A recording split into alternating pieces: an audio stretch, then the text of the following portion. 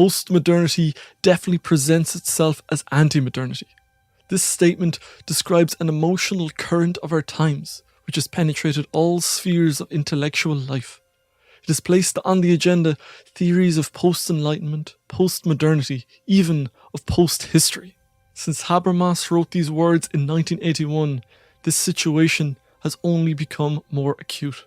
Now, well into the 21st century, the trenches of the so-called culture war are drawn by the tension between the two worldviews we identify with modernity and post-modernity. In this episode, we're going to explore the meaning of these two terms, their historical origins, their traits, and of course, their differences.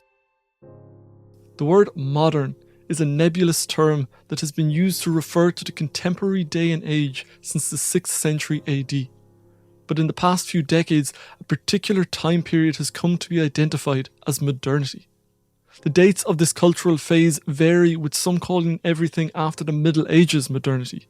Others divide the modern era into three phases: the early, corresponding to the French Enlightenment and the Scientific Revolution; the classical, corresponding to the long 19th century; and late modernity, which ended somewhere between 1968 and 1989.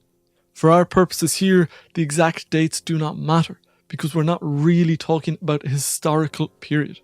Following Michel Foucault's analysis in his essay What is Enlightenment, we will be treating modernity more as an attitude than as a period of history. And this attitude is most salient in the period known as the long 19th century, which spanned from the French Revolution in 1789 to the outbreak of the First World War in 1914. This was the time when modernity had come into its fullness and was the dominant force in the culture.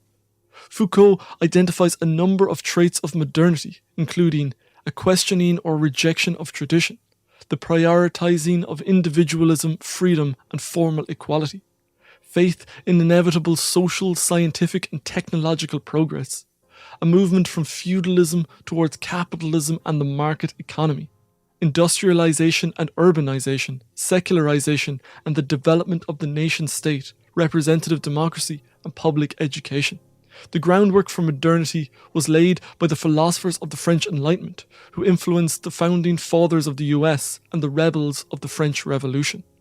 The ideas of life, liberty, and the pursuit of happiness in the US, and liberty, equality, and fraternity in France were the clarion call of modernity.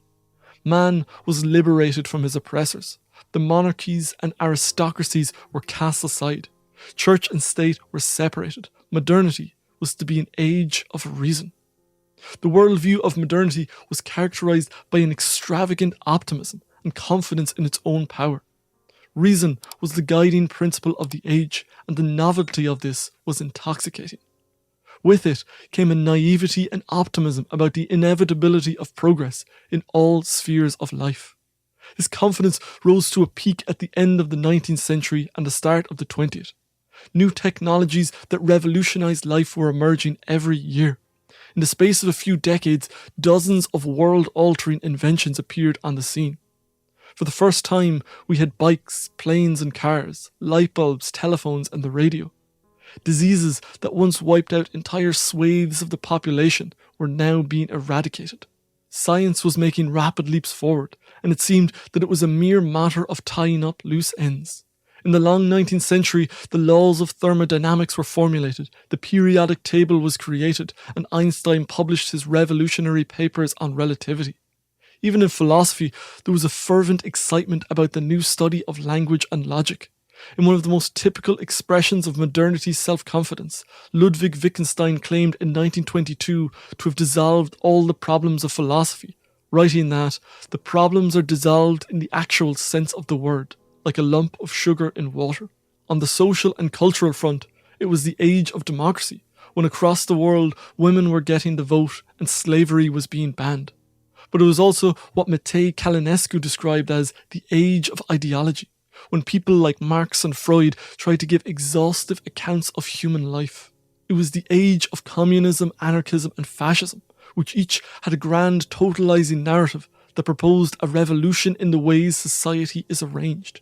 Modernity had big dreams. It was cresting the wave of progress, and with the inevitable success of that wave, anything seemed possible. It was a time of audacious dreaming. By the second half of the 20th century, it became obvious that the vision was a fantasy. The promises of liberty, equality, of fraternity, of life, liberty, and the pursuit of happiness began to appear increasingly hollow with every year. The brutality of the French in Algeria was hardly an embodiment of liberty, equality, or fraternity. The soldiers addicted to heroin in Vietnam were far from the Jeffersonian life, liberty, and the pursuit of happiness. The millions of Vietnamese who even today suffer the downstream effects of the American Agent Orange would undoubtedly agree. Women had been given the vote, but were still ostracised from the workplace and very far from true autonomy. The African American community may have been technically freed from slavery, but to call them even second-class citizens in 1950s and 60s America would have been laughable. As the second half of the 20th century progressed, it became obvious that the equality and liberty that had been promised in modernity's wave of revolutions against the old powers was, for many, a horizon that drew no closer. When the architects of our republic wrote the magnificent words of the Constitution and the Declaration of Independence, they were signing a promissory note to which every American was to fall heir. This note was a promise that all men, yes, black men as well as white men, would be guaranteed the unalienable rights of life, liberty, and the pursuit of happiness. It is obvious today that America has defaulted on this promissory note insofar as her citizens of color are concerned. Instead of honoring this sacred obligation, America has given the Negro people a bad check, a check which has come back marked insufficient funds. The balance of power had shifted, but the hands that held it fitted the same demographic profile. But now, instead of monarchs and aristocrats, there were tycoons and bankers. Modernity had taken great leaps forward, but it was not enough. Cynicism began to set in. The dream of modernity was dead. In its wake, postmodernity emerged. The attitude of this postmodernity was everything that modernity wasn't. Bye-bye to the grand narratives, to the naivety and optimism, to utopian dreams of happily ever after, and the glorifying of science. Postmodernism began to poke holes in the lumbering carcass of modernity. The dreams of unity that modernity had dreamed were revealed to be skewed narratives. This wasn't just the case with clearly delusional modernist fantasies like fascism. It became clear that the glorious promises of modernity came with a set of terms and conditions: white, male, heterosexual, and preferably from a wealthy background. As the postmodern age emerged in the 1960s, however, people had had enough. Postmodernity was not about fulfilling utopian visions. It was about justice and about equality. The counterculture of postmodernity fought for the voices neglected and excluded by modernity. Postmodern philosophers took up the voices of the underdog, of the excluded, of women, of other races, of other sexualities and genders, of prisoners, the insane and the colonized. The tone of postmodernity was laced with irony and sarcasm. This was the tone of cynicism that comes with living in a world of false promises. It was the tone most suited to meet the betrayal of modernity. Ironically, for all its disdain of modernity, postmodernism was fulfilling the dreams of its predecessor. Its fight for justice and equality contained an implicit affirmation of the values of modernity. There was no whisper of a return to the medieval values of faith and piety. If anything, postmodernity was characterized by fully embracing the liberty and equality promised by modernity. Postmodernism was about filling in the cracks in modernity's narrative of equality. But postmodernity did jettison many core modernist elements. It dispensed with all grand narratives, with belief in modernity's idle progress. It was critical of science's prestige and its power in modern life.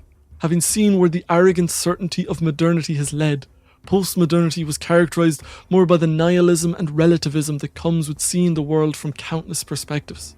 And as the time has passed and postmodernism has worked to fulfill the promises that modernity had reneged on, a new worldview has begun to emerge. This new cultural phase, metamodernism, takes the irony and manifold perspectives of postmodernism and integrates it with the optimism and audacity of modernity. It is a synthesis that strives to take the big picture perspective of modernity, which metamodernism finds essential for tackling the major crises facing the world today, while maintaining the depth and biting self-reflection of postmodernity. In the next episode, we're going to look at this new cultural phase that has begun to emerge in the 21st century. But for now, that's everything for this episode of The Living Philosophy. If you've enjoyed it, please give the video a thumbs up down below, and if you really enjoyed it, head over to Patreon where you can support the channel and get early access to scripts and videos and get your name in the credits like these wonderful people, and much, much more. If you have any thoughts, insights or feedback, I'd love to hear from you down in the comments. Otherwise, I shall see you next time. Thank you for watching.